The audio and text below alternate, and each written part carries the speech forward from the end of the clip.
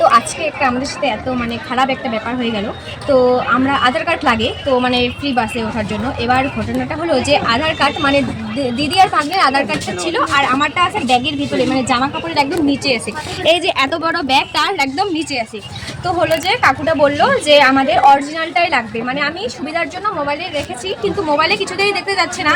আর এত ভিড়ে এত একটা বড় লাইন, তো ওই লাইনের মধ্যেই ভিডিওটা করলে ভালো হতো। মানে এত বড় লাইনের মধ্যে এই ব্যাগ থেকে আধার কার্ডটা কীভাবে বের করবো? আর আমার মাথাও ছিল না যে, আমি আগে জানতাম না যে অরিজিনালটাই লাগবে। আমি ভেবেছিলাম যে মোবাইলে দেখাইলেও হবে, এর জন্য আমি জামা কাপড়ের একদম নিচে আধার কার্ডটা রেখে দিয়েছি। এবার ঘটনাটা হলো যে কাকু কোনো রকমভাবে দিল না, এই শুধু আমাদের 2টা টিকিটে দিয়েছে। আর আধার কার্ডটা আমি দেখাতে পারিনি জন্য মানে দেয় নাই আমারটা।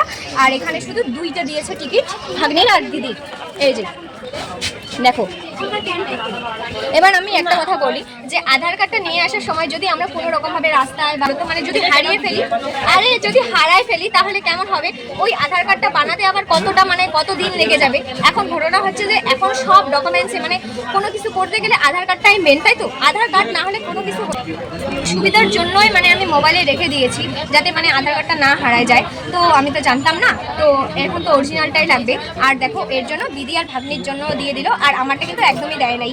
তো তোমরাও এরকম নেক্সট টাইম ভুল করো না। দিদি আর ভাগ্নি হচ্ছে অরিজিনালটা দেখাতে পেরেছে জন্য ওদেরকে দিল, আর আমি অরিজিনালটা দেখাতে পারিনি জন্য আমাকে দিল না। তো এবার আমি কি বলবো এটা নিয়ে? তো তোমরা ওটাই করো যে আধার কার্ডটা মানে গলায় ঝুলিয়ে নিয়ে এসো যাতে দেখে দিয়ে দেয়, বাস আইডেন্টি কার্ডের মতো, তাই তো?